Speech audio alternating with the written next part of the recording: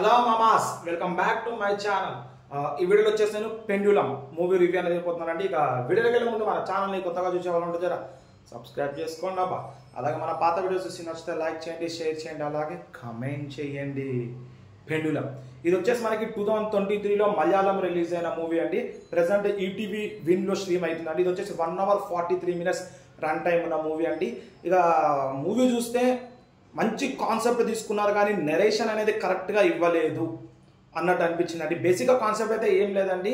ఒక dream time travel అనుకోండి. ఇక కళలో పాస్ట్కి వెళ్ళడము, అక్కడ జరిగిన సన్నివేశాలు హీరోకి, ప్లస్ వాళ్ళ కళలో ఒక్కళ్ళ కళలో ఇంకొకరు దూరడము, ఇంకొకరు ఆ కళలోకి వెళ్ళడము అనే కాన్సెప్ట్ మీద అన్నది చాలా యూనిక్ కాన్సెప్ట్ అండి. ఇప్పటి వరకు ఈ కాన్సెప్ట్ మీద ఎలాంటి మూవీస్ అనేవి లేవండి.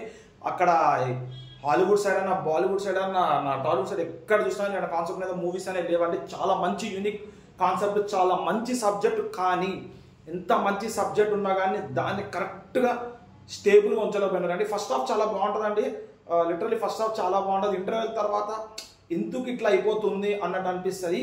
ఫస్ట్ హాఫ్ అయితే మీరు డైరెక్ట్ మూవీ చూస్తున్న కొద్దీ మీరు ఇన్వాల్వ్ అయిపోతారు ఫస్ట్ హాఫ్లో. ఆ తర్వాత సెకండ్ హాఫ్ వచ్చేసరికి పిచ్చ బోరింగ్ ఉంటుందండి.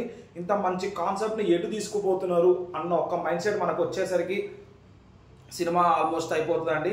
ఇక కరెక్ట్ ఎండింగ్ అనేది ఇవ్వలేదండి, చాలా కన్ఫ్యూజన్ ఉంటుంది. క్లైమాక్స్ కూడా సరే ఓకే, సెకండ్ హాఫ్ ఒక 30 minutes వదిలేద్దాము, 25-30 minutes వదిలేద్దాం, క్లైమాక్స్ 5 to 10 to 15 minutes అన్న క్లైమాక్స్ అయినా బాగుంటుంది అనుకున్న తీరు చూస్తే క్లైమాక్స్ అయితే చాలా కన్ఫ్యూజన్ ఉందండి. క్లైమాక్స్ అట్లా వెళ్ళిపోవడం ఎందుకు, ఎన్నిసార్లుగా అంటే అన్నిసార్లు డ్రీమ్లోకి వెళ్ళొచ్చు వాళ్ళతో అని, అదొక చిన్న కాన్సెప్ట్ లెక్క.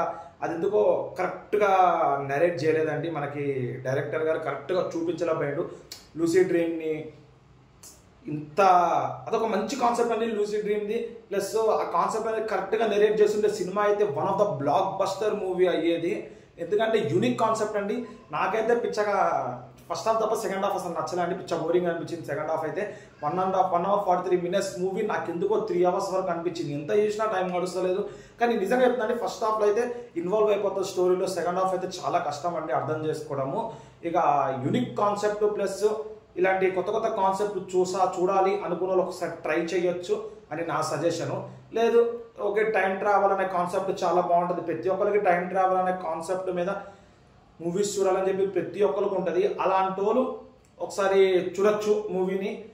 ఒకసారి చూసి ట్రై చేయండి, నచ్చితే కంటిన్యూ చేయండి, లేదంటే అది మీ డిసిషన్ అండి.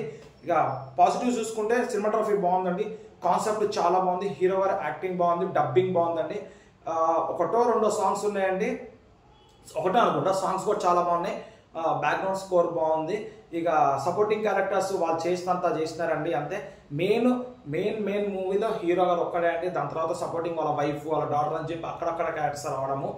ఇక ప్లస్ నెగిటివ్స్ ఏంటంటే ఎంత మంచి కాన్సెప్ట్ అయినా కానీ కరెక్ట్ నరేషన్ అనేది లేకుండా పోయిందండి. ప్లస్ ఇంకోటి లారీ గుద్దడము, ప్లస్ అదే పీపుల్ కనెక్ట్ అవ్వడం, అది కొంచెం చాలా మిస్లీడ్ అయిపోయిందండి డైరెక్షన్ అనేది. ఎందుకంటే అది అనుకున్న కాన్సెప్ట్ కరెక్టే, మనకు అర్థమైపోయింది, అరే ఇది కాన్సెప్ట్ చూపిద్దాం అనుకుంటుందని చెప్పి మనకు ఫస్ట్ హాఫ్లో అర్థమైపోతుంది.